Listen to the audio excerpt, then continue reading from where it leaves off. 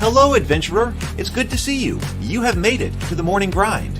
Welcome, welcome. It's the live stream at the beginning of the Geekverse, where we talk about all types of topics in geekdom, gaming, and fantasy, with an emphasis on being constructive and creating the things that we want to exist in the world. It's all on the grind, Sizemore. Can't be too fine, can't be too coarse. That's exactly right. There are a lot of adventures to be had today. Dungeons to explore and monsters to slay, and who knows what a random encounter might send our way. That's why we have to prepare, so settle in now for the morning grind with your favorite beverage in hand. Tea? Or maybe something a little stronger. I've got a few bottles of the old Wynyard left. Whatever you want. Pull up a chair. Dude. If you're feeling fancy, how about a cappuccino? Or a frappuccino? Or how about an espresso? Just tea, thank you. Sounds good to me, Gandalf. Whatever you want. I'm just glad you're here. Everyone is welcome. You can just watch if you want. You don't have to worship anything you don't want to worship. Thank you, Mike. But be forewarned. Sometimes we get really strange characters around here. Wait, what's that you say? Why can't you come and be a part of the stream? My wife would disown me. Oh no, I bet she'll be fine with it. Come on in. Am I scared for my safety?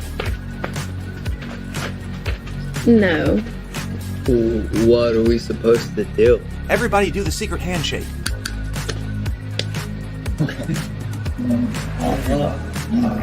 Secret cultist handshake.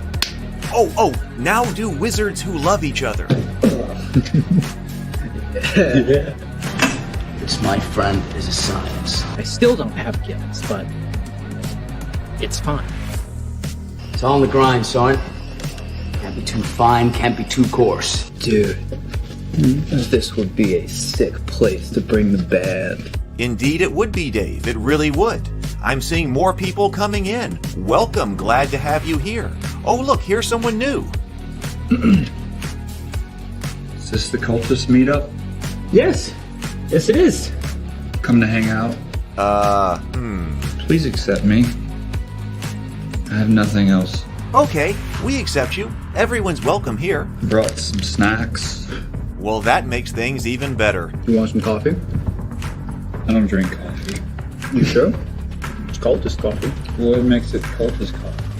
I'm a cultist and I'm drinking it. Oh. Then I'll have some. What exactly is going on here? I'm seeing more people coming in. Welcome. It's so great to have you. Oh, and look, here comes another stranger. Can we help you? Yes, fellow cultists. I could really use some food.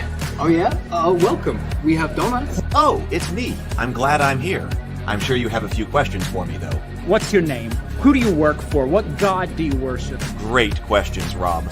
I'm Steve King, and I worship Nyarlathotep. No, not really. I'm just Heath, and I won't be worshiping anything this morning. But I will be your host. Welcome to the office. We're going to have a great time. I've got my coffee ready, because now it's time for the morning grind. If you could become a fish, that would be amazing. Then I could command you with my mental fish powers. Hello, everyone. Good morning. Welcome to the morning grind. Let's see. Adjust auxiliary camera over here. All right. Good morning. Theo, Capist, Theo, good to see you. BGD is here. Hello. Stray, good to see you as well. Hello.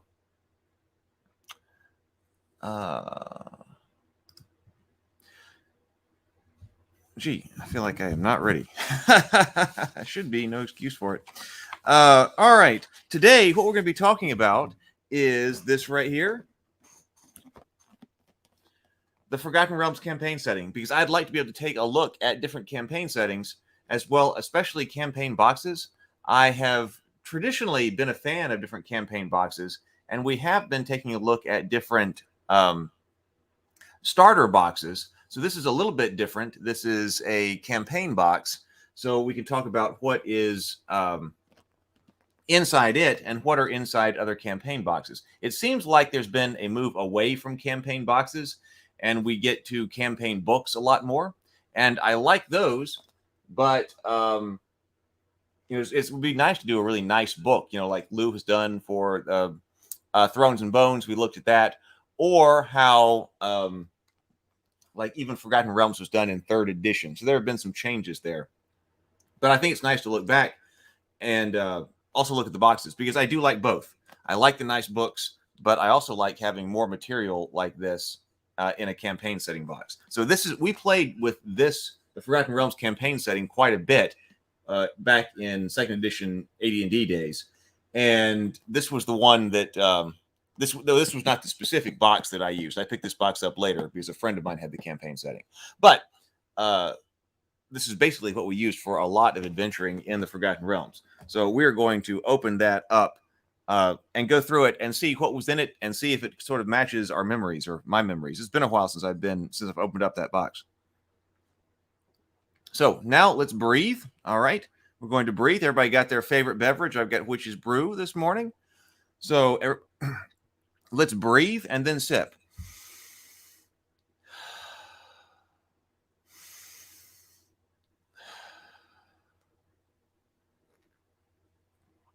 All right, that mellows me out.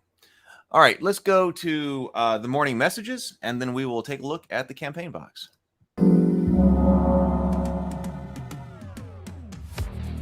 Friday night at 7:30 p.m. Central Time, new episodes of The Cultists Season 2 are premiering. It's our comedy web show about modern-day Lovecraftian cultists just trying to worship Cthulhu in a world full of people who don't understand. Fish are friends, not food. I'm a little worried about Rob. Yes, it's happening. Ever since we tried to summon Cthulhu, he hasn't been the same. I'm growing gills. Gills! My transformation into a deep one has finally begun. Rob, we don't see any gills. It's these kids getting involved in all this stuff causes them to go crazy.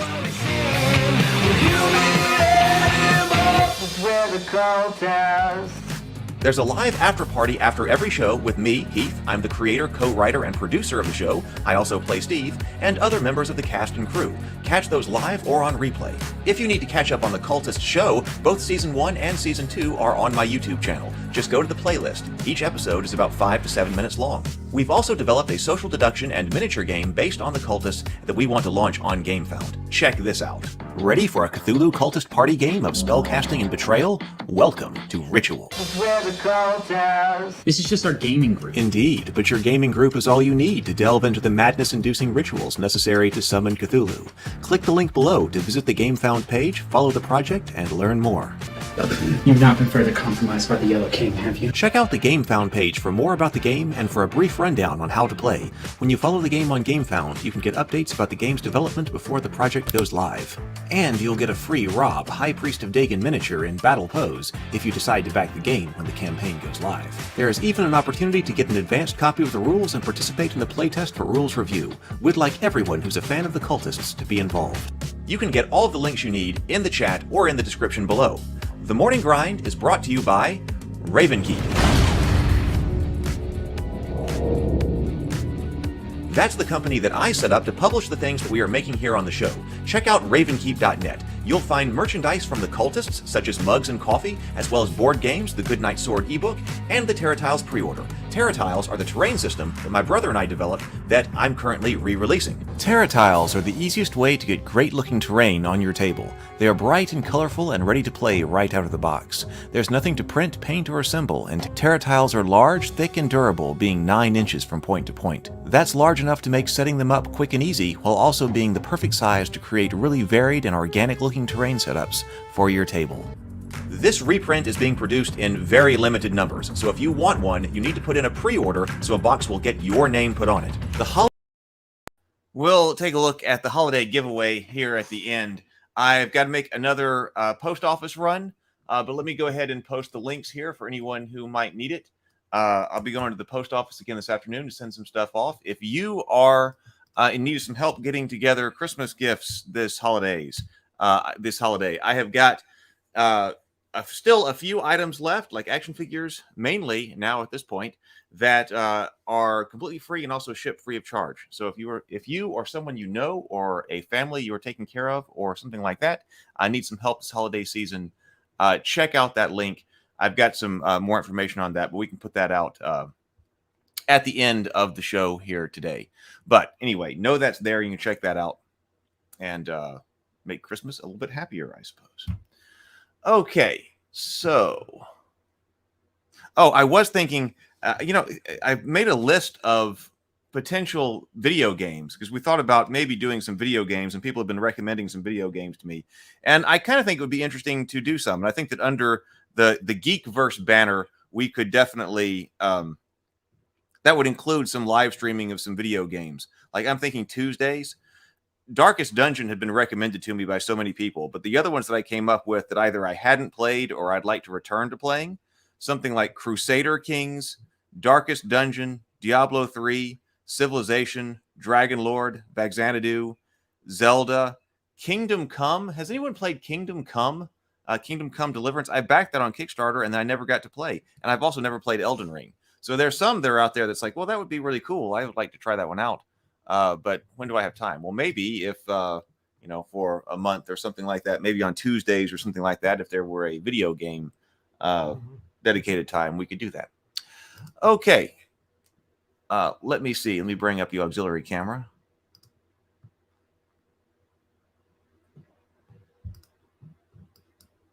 There we go. Now, I'm not exactly sure what release this is. It says on it, this right here says new edition.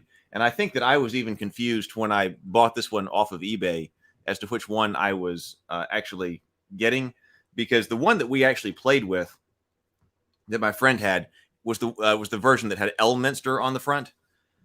And then I got this one, and I saw there's another one with the horse guy on the front, but doesn't have this gold. So I guess it was released several times, and we've got new edition right here. Good morning, the Nose Plays. Good to see you. So, but nonetheless, I think it was pretty similar. It seems similar when I opened it up a while back ago as to how I actually remembered it.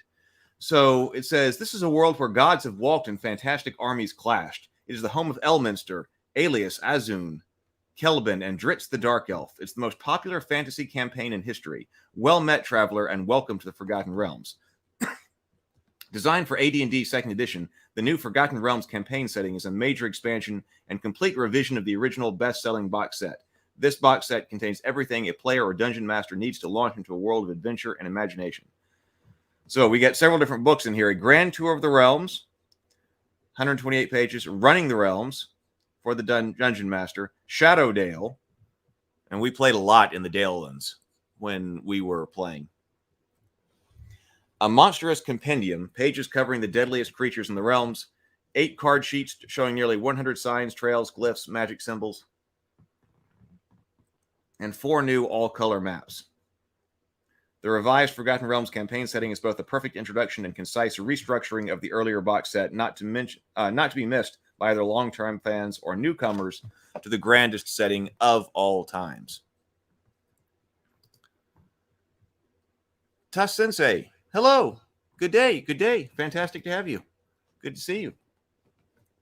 So let's open it up. I actually think that if you're doing a campaign setting, I suppose I would start with a book because it's easiest. I want a good world book to the worlds I'm doing. But then I guess later it might be neat as an accessory kind of thing to put together a boxed set that has the maps, maybe other information for campaigns, maps, extra player handouts, all of that kind of thing that's difficult to do if you have just a book. So how very large map here.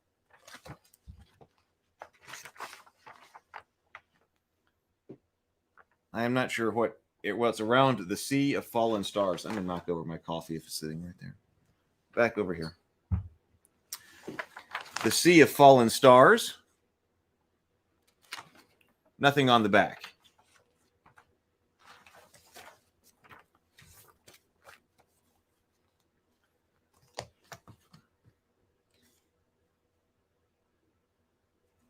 It's always fun, I think, to actually find some of these things inside. They're like old advertisements or things like that, because you recall other things that were out there at the time. I'm not sure what this is. Something about Dragonlance. It looks like a bookmark. And advertising books, so I guess so. Oh, now this is old school. I almost made a comment when we were looking at this map and said, well, no hexes or grids or anything like that here on this for determination of travel distance. It probably had a scale on it, I would guess. But then no sooner do I at least think about saying that, is then I open this up and we got overlays. Oh, there's the scale. So I guess this tells you, it would tell you like which overlay to use for it. But I also think this is a really good way of doing it. That way you don't always have to have the, the grid on it. But when you're trying to calculate movement or travel or something like that, you can. So we got 2 different size hexes here. And they came with 3 of these. Are they the same? They kind of look the same to me. So I guess they go like this.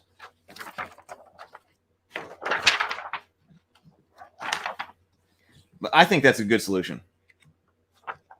I like the overlays. Depends on what you're trying to do with the map. Because, there's several different ways you can go about putting your map together for these. Of course, player maps are different from GM maps, right? It's just because it's a reference map of exactly what the world looks like. Is that for the player? Is it for the GM? There may be things that you want on the GM's map that you don't want on the player's map. And also, the player's map could be an in-universe map. It doesn't mean that the main campaign setting map has to accurately represent the world, right? There could be a player's map that is limited by the geographic knowledge and the cartographic capability of whoever is actually in world. So it's entirely possible and might be cool if the players actually have an in-universe map rather than an out-of-universe map that doesn't have the secrets on it, but is still accurate.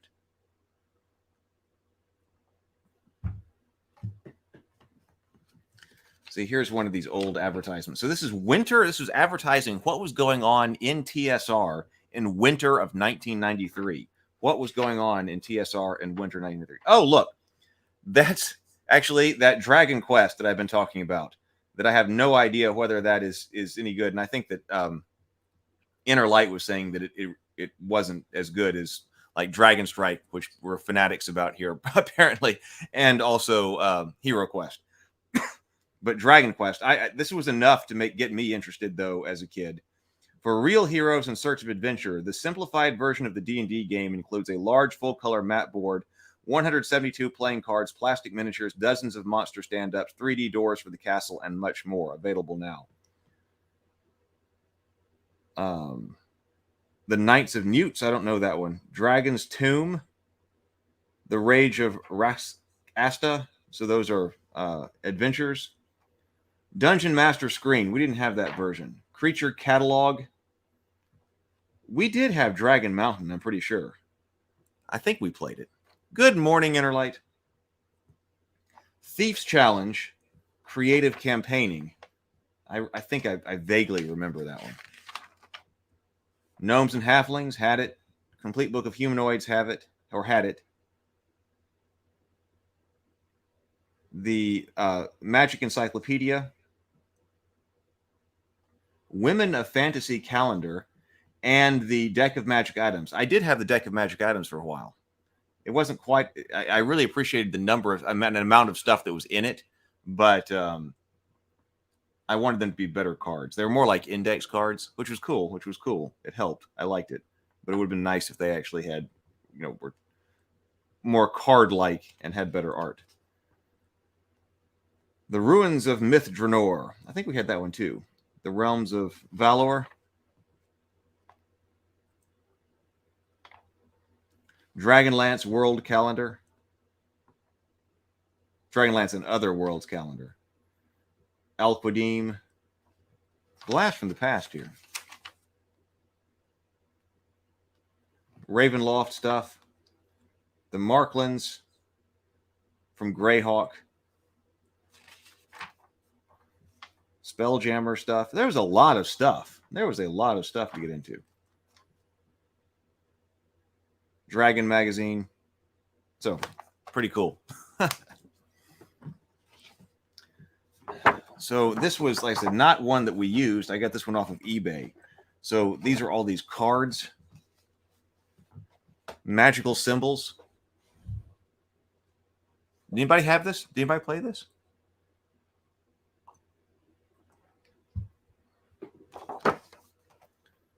So the magical symbols, what are these down here? Okay, so like markings. So these are like magical glyphs or something like that. This one is Manshun of the Zentarim, 19th level wizard, mage sigil. One of the inner ring of the Black Network, Manshun is a dangerous and evil wizard, unwilling to let anything stand in his way in his quest for domination over the Heartlands. So that's like his symbol, I guess. Oh, Volo? That's Volo's symbol? We played Volo's adventures. 5th level wizard. Volo purports himself to be an expert in all the lands of the realm and has published a number of texts on various areas. An untrustworthy reporter, Volo has often been asked to leave said areas soon after publishing his works. But also down here, I guess these are trail markings. Oh, yeah, that one is Mind Flares. Oh, that one right there. That one is Mind Flares. Goblin marking. Used by all races of the underworld, this rune warns of activity in the area by the brain-sucking Ithalids, one of the most deadly races in the underground world. Food cache. Right there. Well, there we go. Food cache.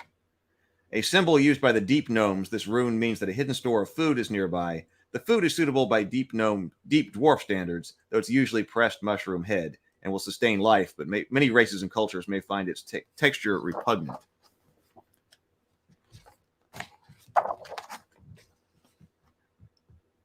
Oh, these look like, I think I'm recognizing some gods here. Yeah, because I recognize Torm. To me, that one's very identifiable. So these are the different like symbols of different gods. The Fist of Torm. Lesser power and duty and loyalty, holy symbol. Oh yeah, like their holy symbols. That would make sense. Torm the True is the god of the faithful servant, the protector, and the good soldier. He is particularly venerated by paladins, and warrior oaths are sworn in his name. He is the servant of Tyre, but his own bravery in the time of troubles has brought his faith to great respect. So there we go. Holy symbols for a bunch of gods. There's the one with the eye. Oh, the one with the eye is Helm.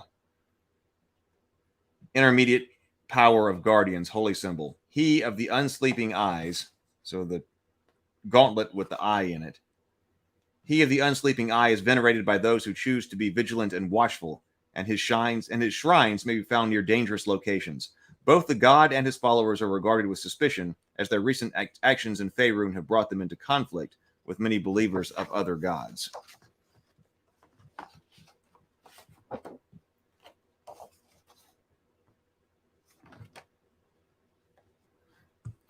Barney, welcome. Barney Fraggles says, this was one of the old D&D stuff you could just lose yourself in. Dripping inspiration. They reveled in giving you more info than you needed. D&D 5e background info is thin travel pamphlet level of comparison. Yeah, I agree. This was exactly the kind of thing that I wanted, just be able to dive into as a campaign setting. Now, we'll see exactly how much info is in here, because like I said, I also love the books, like the 3rd edition for Forgotten Realms campaign setting. It's just a book, but it's a very beefy book. But I did miss getting all of this other stuff. Now, of course, you had to cut these yourself. So I wonder how many of these actually got cut by people and how much did not. I guess it's fortunate for me that I found this one on eBay that didn't have, wasn't cut up. So what are these? Elder runes. Okay. So this one right here, that one says, War and Danger, Elder Rune. This rune, Angris, warns the viewers that there is conflict in the area, whether from warring tribes or raiding monsters. Physical danger is present. Those seeking safety should proceed in other directions. Sheet of brown paper. Oh, this looks like organizations. Because when I just turned it over, you got the Red Wizards of Thay right there. Badge, the symbol of the nation, the evil magical elite that rule it. The golden touched flame of the Red Wizards is hated and feared throughout the lands of the Inner Sea. The agents of the Red Wizard are common in most major cities and usually up to some evil plans for their masters. So these are. It says that all of these are badges or coats of arms. So like this is. So this is Waterdeep and the Lords of Waterdeep. City of Waterdeep. Lords of Waterdeep. Makes me want to get world building. I think I'm just about to the point where I can get back to working on my RPG and the worlds. Theo Capus says, I completely missed this generation of D&D. I was playing other games like Battletech. Now the more I see, I am sorry I missed second edition D&D. I certainly thought it was great. This is when I started playing. So the second edition AD&D Player's Handbook was what we were always playing with, and this box set got brought out quite a bit. We played a lot of Forgotten Realms.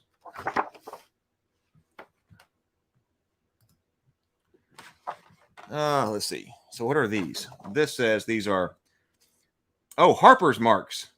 Yes, the Harpers.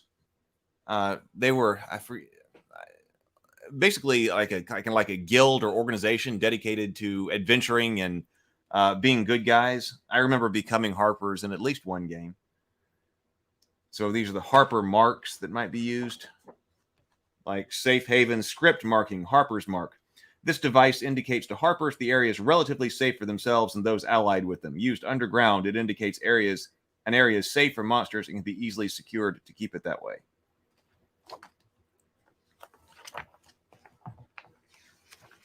Maps.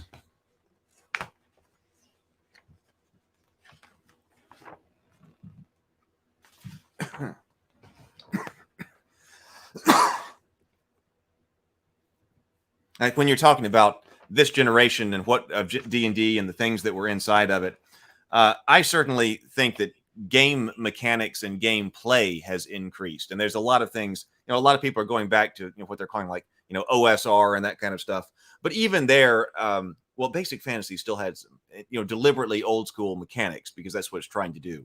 But I think that there's been evolution in game mechanics that we could have. I'm not so interested in going back to clunkier style play of the day when everything was still kind of being worked out. I think we have better mechanics today, but man, I wish we could get back to exactly what Barney was talking about here and things like that, that this level of depth and detail into the world building, the information, and all of that. I would kind of like to be able to bring those two things together in what I'm doing anyway. BGD says, I had the original World of Greyhawk first edition Gazetteer, which is very much like this product with absolutely huge maps. I didn't have that one. I remember a Greyhawk Gazetteer, but it was not the original. I might not have gotten that one until third edition when Greyhawk was more emphasized, but we still decided to go and play Forgotten Realms anyway. So I think this is when Cormanthor, I remember we played a lot in there. And I was thinking, speaking of that, I remember one of the modules I was trying to think of some other night. It may have been during the wind down or something. Destiny of Kings. I love Destiny of Kings. We played that one a couple of times. I thought that was a great module. And I think you play it. I think we played it around here. I'm not sure if it's real setting specific or not, but we played in Daggerdale quite a bit. Castle Daggerdale, Shadowdale, the Randall Morn trilogy took place around generally this area. And then Cormanthor, that's a real traditional medieval knightly kind of kingdom. So that was a good place for us to play that we enjoyed.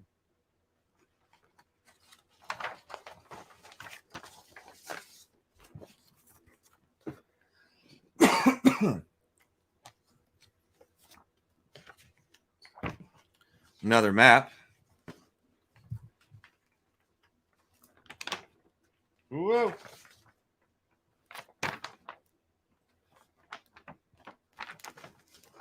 open it without tearing it here. Oh. Okay.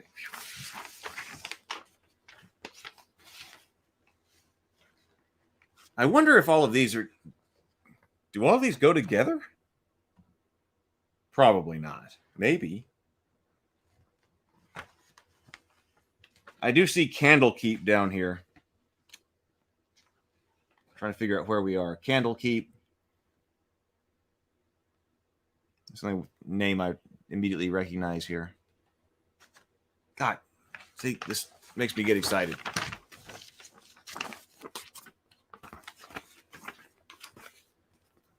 Much more writing to do. Good morning, Retro Nerd Girl. Good to see you. Welcome to 2nd edition D&D exploration. Okay, so now here we are at the Sword Coast. I figured, okay, so Candlekeep is here again. Oh, so this is a different scale map because we see the Sword Coast. I see Candlekeep again.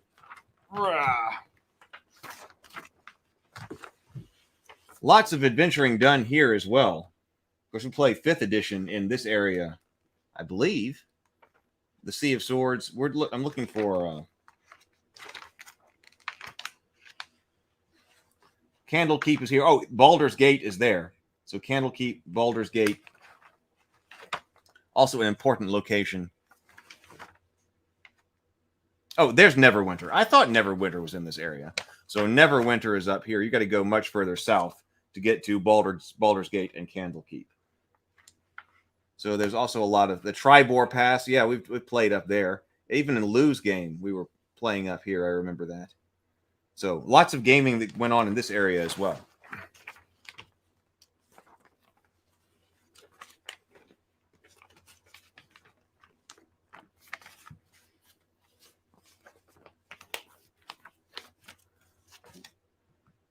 Inner Light says, we played a little bit of Forgotten Realms in 3rd edition. There was still a lot of info in 3rd. Yeah, that's what we were just saying. That is a good book. We adventured a lot in Netherrim, or whatever it's called, the Northern Desert. Yeah, we should probably look at this book too, because like I said, I was kind of disappointed when the 3rd edition campaign came out, because I was really looking forward to getting it. And then, because I thought it was going to be a box set, because I was just used to campaign settings being box sets, and that was that. And then in 3rd edition, it became this. And again, I wasn't completely upset about it, because there is a lot of stuff. As it turns out, was a lot of stuff in this book, and it's a very nice book. And so I became more accustomed to a campaign setting being a dense hardback book. So I'm okay with that. We can look at this one some other time. But yeah, they keep getting thinner and thinner. And I really like to have, like, now I'd like to have a nice thick world book like this, but then also a box set with all of the extras in it.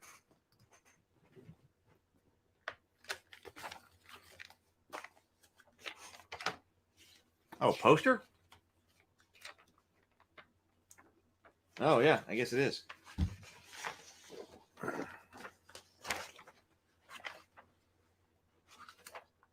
That way, you got some room decor for the gaming room here, or your bedroom. Probably this was put up in a lot of bedrooms, I would guess.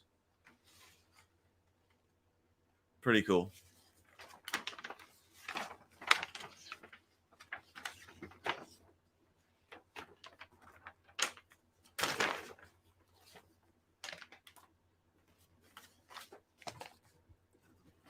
So then, oh, see, you still got a stack of material here. So then you get into the books.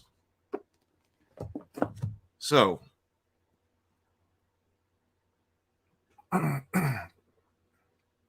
Barney says, oh, we got behind-the-scenes drama here. There was also a war going on in TSR trying to uproot Gygax's Greyhawk setting and really pushing Forgotten Realms after he got the boot. The amount of stuff in it may have been part of that. Well, could have been. I don't know anything about that. Not familiar with that. I don't know anything about how that went down. But putting out nice stuff for Forgotten Realms could have been, because I don't remember personally like Greyhawk material being put out on this level. So we'll take a look at these, but we'll see what they are first. This is the Grand Tour of the Realms. Got Dritz there and Elminster. I'm not sure who that is. But this is, well, it doesn't tell you what it is on the back. I suppose they don't really feel the need to put information on the back because it's on the back of the box. But that one was like, I think is our main world book. The Hall of Heroes. This is complete descriptions and AD&D game stats for the greatest heroes and villains of the Forgotten Realms novels and accessories right here. Hall of Heroes. This is Running the Realms, so this is like the Game Master's Guide. It's Captain Sky. Good morning, Captain Sky. Good to see you. Oh, hey, you know what? I should, if people are here and they want to be part of the Discord server, let me grab a link for that, and I'll throw it in the chat. Trying to grow that and make it a positive place in the gaming community. So, oh, sorry, I just reposted the giveaway forms. Let me try that again. Discord, link in the chat. Would love to have you. Got some more work to do on that. And then Shadowdale. Actually, this may be why Shadowdale is one of the places we played a lot because, okay, so we got a zoomed in book just on Shadowdale. That's not a bad way to do it. It actually surprised me a little bit. I remember when I first opened this up, and I hadn't opened this up since I probably got it off eBay a while back ago. But, and I guess I shouldn't have been. But, of course, I just remembered this being packed with stuff. And I guess it is. I mean, when you look at those pages right here, look at the number of pages we've got stacked up right there. I mean, that's a lot. Let me grab this one. So this is the 3rd edition book. So I guess as far as now, I don't know about word count because I actually do think the word count on the pages of the 3rd edition book are actually denser. But I mean, that's still a lot of written material that is inside this box set than when compared to the 3rd edition box set or book rather. So what does the Grand Tour of the Realms have in it? Well, let's take a look at the contents. The World of the Realms, Faerun, the Dales and the Elven Court, Cormyr, Symbia, the Moonsea, the Vast, the Dragon Coast, the West Heartlands, Waterdeep, Beyond the Heartlands. So basically, we're going region by region right here in this book. All right. The Hall of Heroes.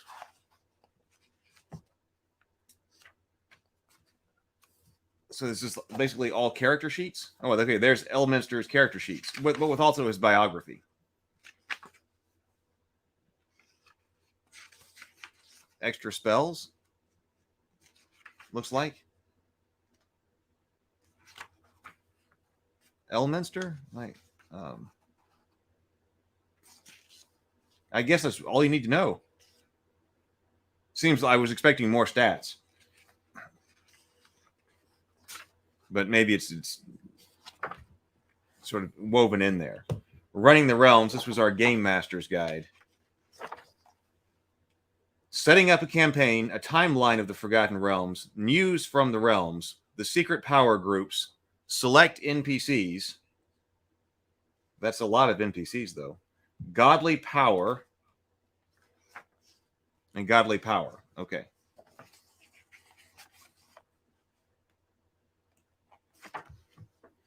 And then Shadowdale. So this is, I guess, like our regional book.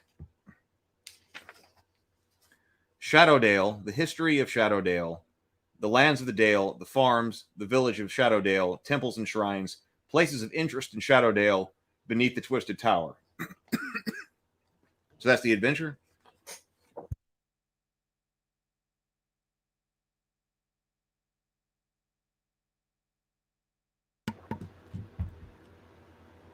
Got something in my throat this morning.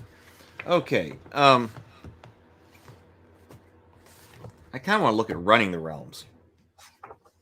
Let's see what it says about that. Intro into the Forgotten Realms.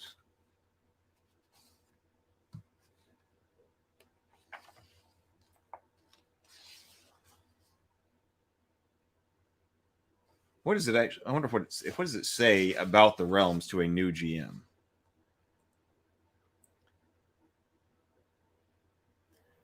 Welcome to the Forgotten Realms campaign setting, probably the largest, most detailed fantasy world ever created. I wonder what takes that cake now. I wonder what is the largest and most detailed fantasy realm that's ever been created now is.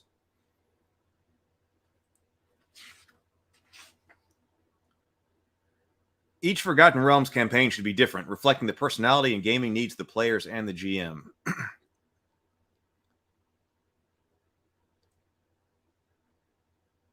Campaigns for new players. In setting up a campaign for first-time players, the key is to think small. Many rules and ideas presented in AD&D players' tomes, and the glut of information can be quite daunting at first. And we talked about that, starting small. And there's more information here than you actually need. We're talking about that when we were talking about world creation ourselves. The chances are you can create a perfectly acceptable campaign world by starting small and providing that illusion of depth we were talking about. Home base does not have to be huge or important, and in fact, use one of the small towns in the realms as a base has several advantages.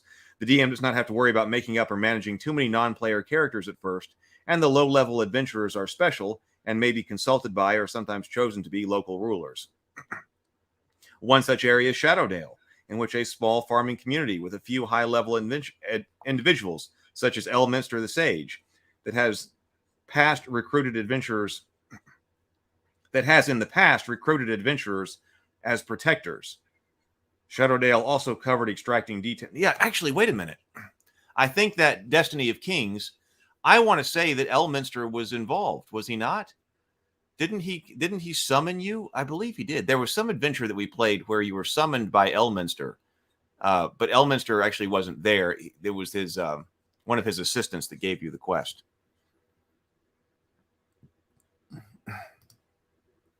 Captain Sky says, I was going to build a campaign using Forgotten Realms content at one point, but then I forgot them. Oh. Yeah, it's difficult. I don't really remember a whole lot about the Forgotten Realms. I wonder why that is. So this does tell you about using the maps and tells you something about their scale and using the plastic guides. The plastic grids may be used to determine distances and duration of travel. There are 5 hexes per inch. So each hex is 6 miles on the large 1 inch equals 30 mile maps and 18 miles on the rough 1 inch equals 90 miles maps. 1 inch represents 90 miles. Being that I went through a whole bunch of geography stuff, those scales right there, 1 inch equals 30 miles. That's not technically possible. That's technically incorrect. This is geography technical note here. That's trying to say 1 inch represents 30 miles. But whatever. When using the grids to determine straight distance, place the corner point marked with the X over the place the traveler is starting from. Using the straight row of hexes. Wait, hold on. What?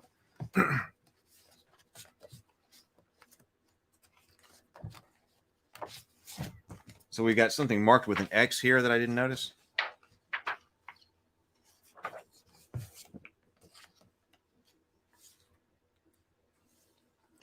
Well, that's true too.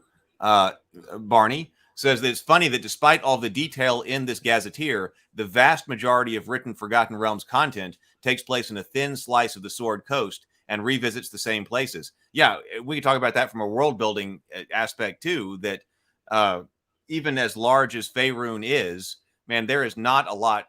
There's a lot more to actually be covered and explored in even greater detail. Because, like I said, Candlekeep, Neverwinter Nights, the Tribor, the Shadowdale, Cormyr, and those are just in my experience. But for the whole world and whole continent, we sure played in those areas quite a bit. And there's been a lot of material that's written about just those locations. So that's another way to go about dragon building. World building.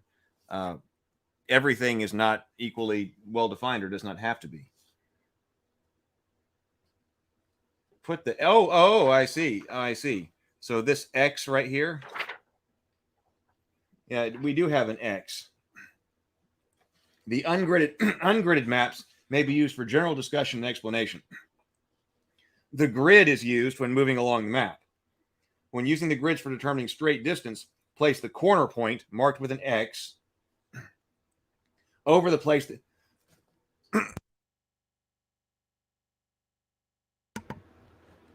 excuse me. Place the point with the X over where the traveler is, starting from, usually but not always, a city. Here, this city right here. Boom. Use the straight row of hexes directly above that X. So going up this way to determine how many hexes it is from the starting point to the destination point.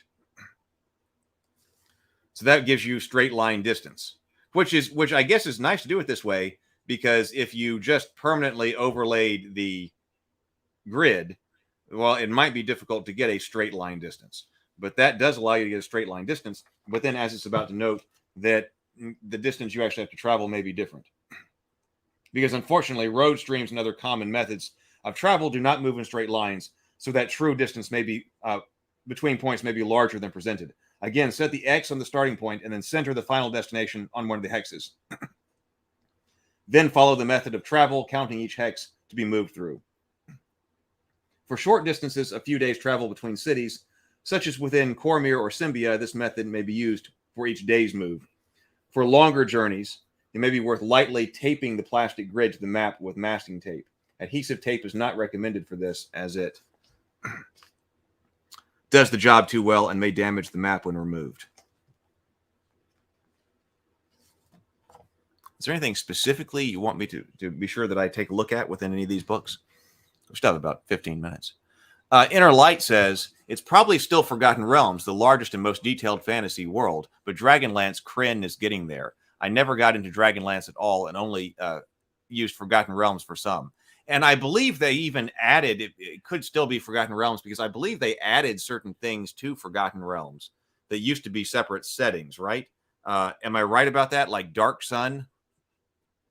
That actually became part of the Forgotten Realms, writ large.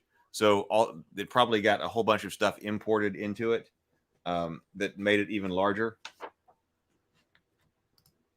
Inner Light says, my thing was Birthright. It was an awesome setting, even if you didn't make blooded scions or try to rule kingdoms. It seemed rather smaller than other worlds, but was still vast enough to play forever. And I don't know anything about Birthright. That might be one to get into here on the Morning Grind one day.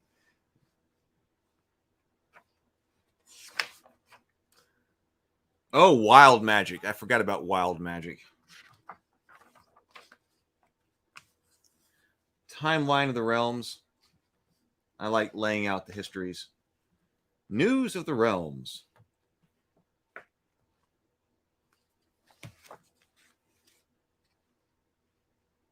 What's been going on in different locations. Secret power groups. Oh, let's see. The Cult of the Dragon. Here are the Harpers. The Harpers are a semi-secret society based in the Heartlands. The Harpers have seen a number of incarnations through the years with rising and falling levels of political power. They are primarily a good aligned group that is allied with a number of good churches and are receiving support from powerful neutral individuals, including druidic circles. Their aim is to keep the dangers both of and to civilization at bay, including goblin raids, dragon flights, and the insidious control of other groups such as the Red Wizards and the Cult of the Dragon. So it makes sense for adventurers to be there. Oh, we got Aaron is asking, is there random encounter info? That is a great question. Let's see if we can the Zentarim. Fought quite a few Zentarim. Select NPCs. Oh, this is why there's so many NPCs. It's because it's got a short write-up on them, which is probably just fine.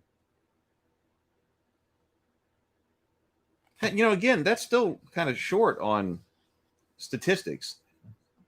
Chaotic good human P8. Is that priest 8 or something? Fighter 8?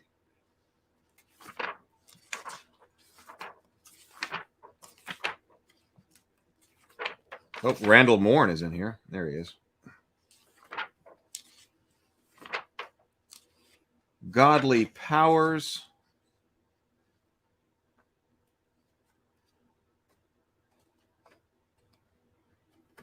let's where would random encounters be? Probably not in Heroes. And maybe in Grand Tour of the Realms. Otherwise, we'll look in Shadowdale here. Let's see. Let's see if you're walking through like Cormyr. Let's see. Does it give you anything, any kind of random encounters in Cormyr? This is character description. Stray says, "The Cult of the Dragon is how we got the Dragon Lich." I don't remember fighting them a lot. So in Cormyr, we've got government history, Lords of Cormyr, Cormidity defense, Wizards of Cormyr, the Cormyrian mindset, customs, locations of interest. This would also be a good like structure potentially to use for your own world. Adventuring in Cormyr.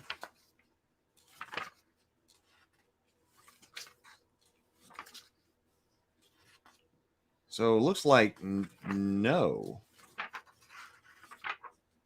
This does get me excited. Now we're into Symbia, so not there. God, so much work to do.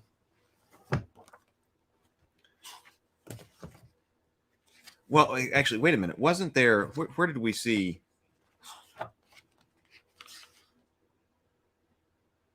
Well, some of these NPCs are probably big baddies. Like... And well, this does say Hall of Heroes, so maybe not. But where was our adventure in here? In Shadowdale, beneath the Twisted Tower.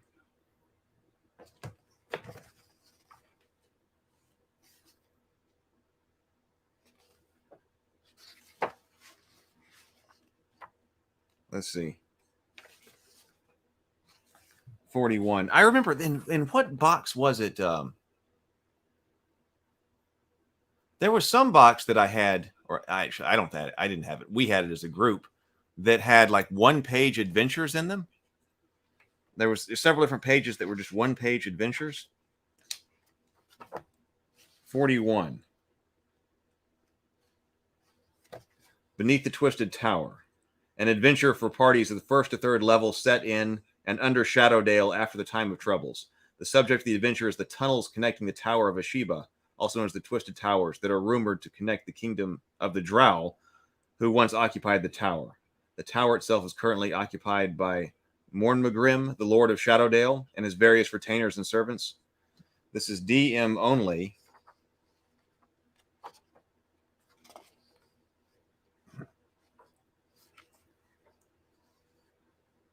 So it looks like we're short on that.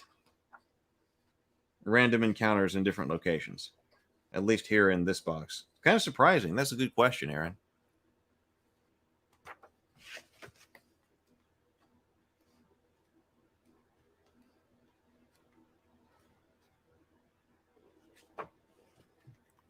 Maybe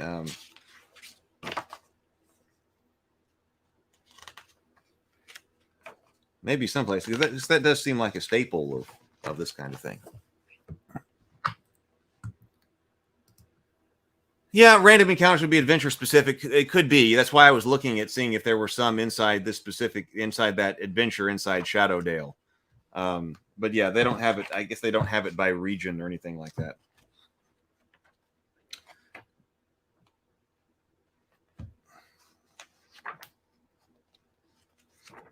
Yeah, but yeah, I do wish they made things like this again. Grand Tour of the Realms. So here are all of the lands. Like, yeah, this is, I suppose, some of the best, most developed areas of Forgotten Realms.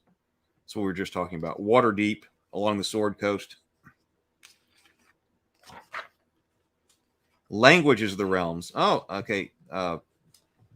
Writing of the Realms.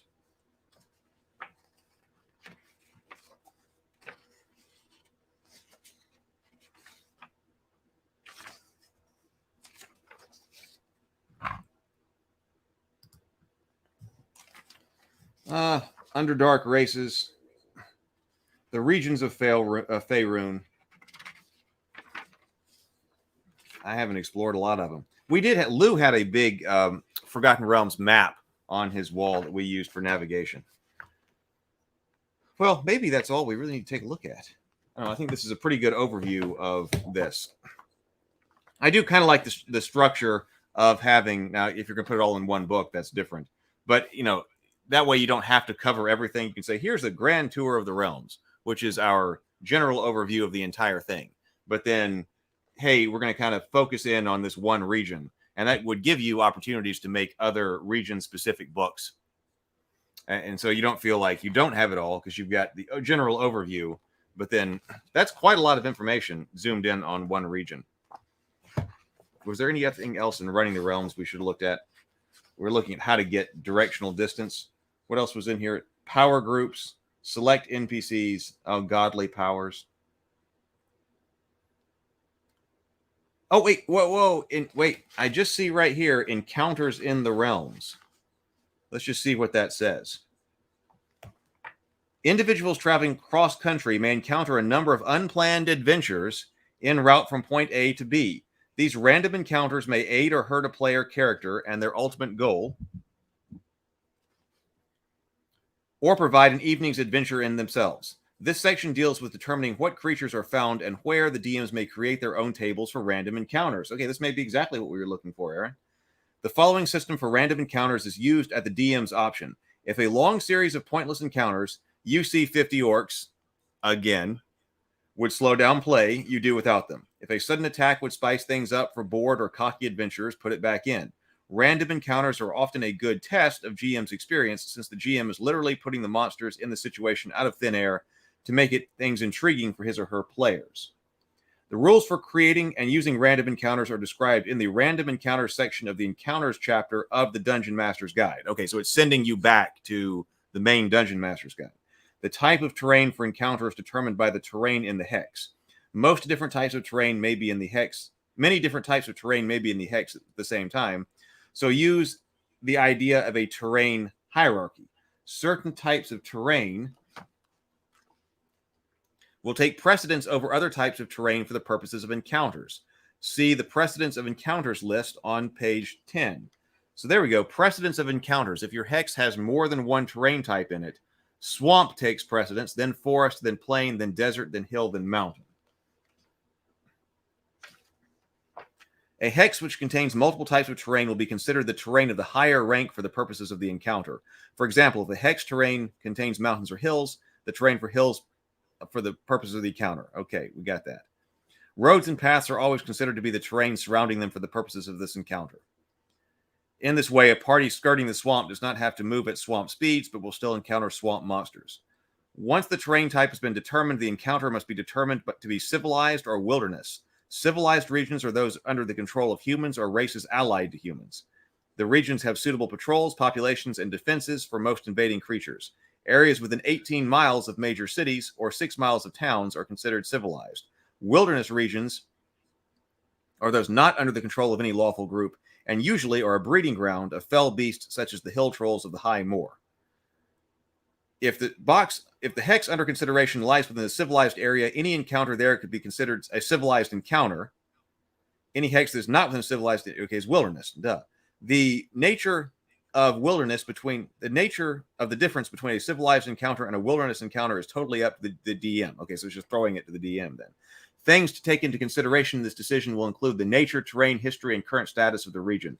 A civilized encounter in a kingdom that has long been at peace will likely be along the lines of patrols and merchants, while the encounter in a kingdom has recently been overrun by invading armies will produce wilder results. Having determined the terrain and status of the encounter, go to the appropriate table and determine the type of monster encountered. DMs may have specific tables for certain locations in the realms of their own creation, or may use the excellent tables in the backs of both volumes 1 and 2 of the Monstrous Compendium. So there we go. So it's kind of giving you some guidance there, but it's referring you back to material already in the DM's guide and then the Monstrous Compendiums. So, cool. We found the answer. That was a good question. All right. We are coming up on the end here. Anybody else have any ideas or thoughts? Put this back in the box so I'm not covered up with stuff here in the office. I enjoyed that. That was a great look at that, and kind of a blast from the past, and also kind of study what kinds of things are in or used to be in the big campaign boxes. if you are new here, okay, first of all, you're very welcome, Barney. You're very welcome. So if you're new here, it'll be a lot of fun. What we do at the end, well, there we go, is try to plan our day, because we intend for this to be a place to geek out. Aaron says, yeah, it's a great box. I need to get some other boxes like this. Oh, and productivity. Interlight's been working on RPG, got a logo done.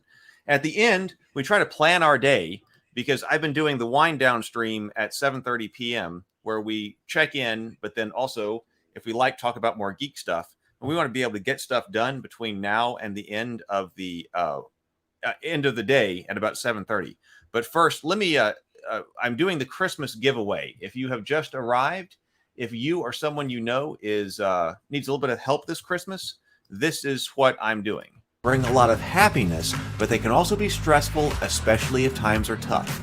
So if you or someone you know is having a rough time this Christmas for whatever reason, and you need a little help with Christmas gifts this year, I want to help. If something from the Geekverse would help you out, I've got a spreadsheet linked below of a list of items that I've got from the Raven Keep store and also elsewhere that are completely free and that I will also ship completely free. That means that every item on the sheet is available at no cost whatsoever.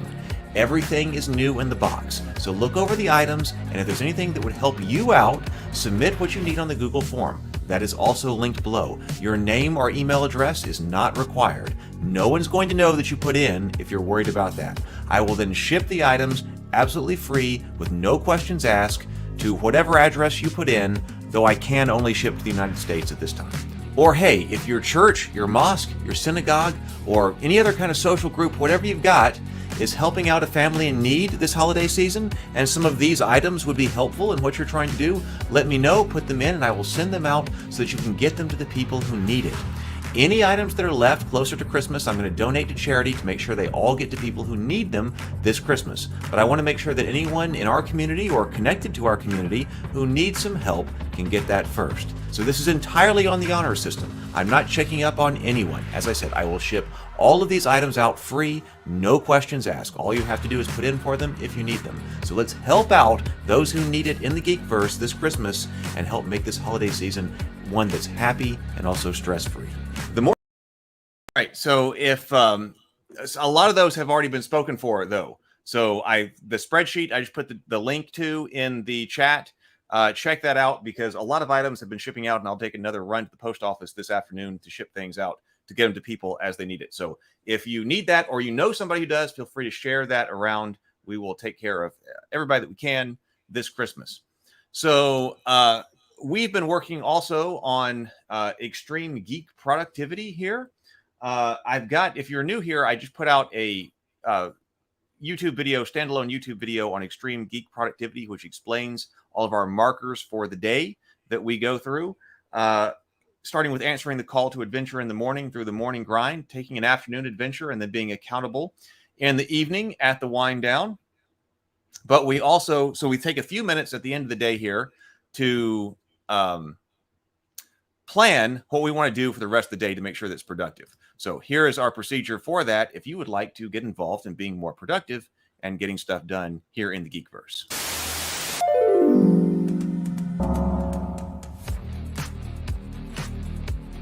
Well, I manage my department, and I've been doing that for several years now.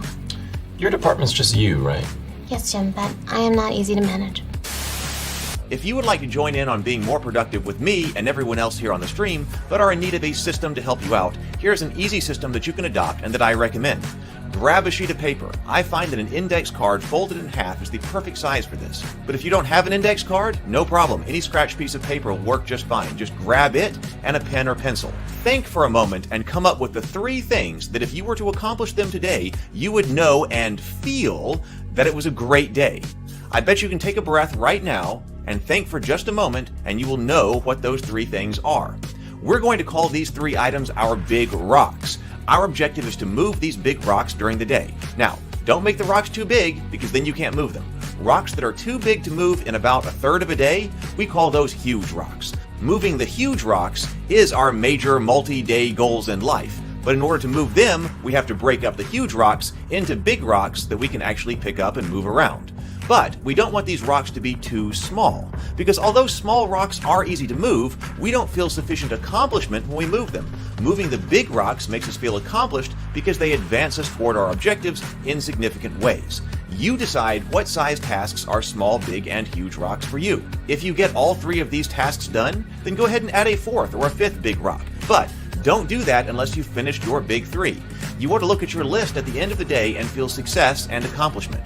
You can use your phone for this if you want to, but I think a sheet of paper is better because then you don't have to pick up your phone to check your list of big rocks and potentially get sucked into all the distraction on your phone. The phone will also let you put 20 or 30 things on the list, no problem. Half an index card will keep this tight and focused. I know there are dozens of things on my to-do list on my computer, and that's too much. This method allows me to extract what I really need to do during the day and focus on that. If you're already using a productivity method that you like, no problem, use that. Do what works for you. Now let's write down our big rocks and try to get them done between now and the wind down live stream in the evening. That's where we check in, see how we did, celebrate success, and see how we can improve tomorrow. If you need encouragement during the day, look to the Raven Keep Discord server. It's a great and constructive community. Let's take over the Geekverse. All right, so I'm doing something a bit different here because I found on my desk a whole bunch of my index cards that have half index cards that have had some successful days, some unsuccessful days about moving big rocks, all of them. And I want to clear, if it was a big rock, it's still probably something that I need to look at and be like, I either need to clear that or, it's probably, or recognize that, something changed and now it's not necessary. So I'm still working on clearing big rocks. I cleared one this morning and I forget what it was. I was up early this morning working. But this is kind of one that I found, I think, from maybe yesterday. I've still got to get YouTube videos are just messing me up with the ability to actually get them done. So I'm going to work on that. I need to work on Tabletop Simulator. I need to spend about an hour on Tabletop Simulator, get about 20 YouTube videos scheduled to go out. And then also I've got an email I need to send to somebody about the morning grind. So those are my big 3. But even though, like I see, the YouTube has been a problem for days, and I see some things that have just come up. They're on the list several days in a row, and I've got to get rid of that. So I'm going to try to focus on those rather than trying to bring anything else out. I'm going to try to focus on these scraps of paper that I got right here that keep showing things that are not done. So I'm not going to add anything to it. I'm going to try to knock these out. So I hope that your day has been productive. I was excited. I was up this morning working on core creative time, working on index cards for the story. I've got an important meeting on the story again this Friday, so I'm trying to be sure that I've got lots of progress made on that. Hopefully Brianna and I can meet on a story before Friday, so I bounce some ideas off somebody before the meeting. But I hope your day is productive. Thank you so much for joining us here today. I really enjoyed it. I'll see you in the Discord server. I'm sure I'll post to Instagram something about the afternoon adventure. So I look forward to seeing you there as well. And I'll see you back here tonight. This is Monday. Yeah. So I'll see you back here tonight. Retro Nerd Girl does say long work day today, moving big rocks. Let's move big rocks. Let's move it. I may miss the wind down, but we'll catch up on the replay. No problem. No problem. Go move big rocks. That's the most important thing. Let's move big rocks. Bye, everybody. Bye, Aaron. Later.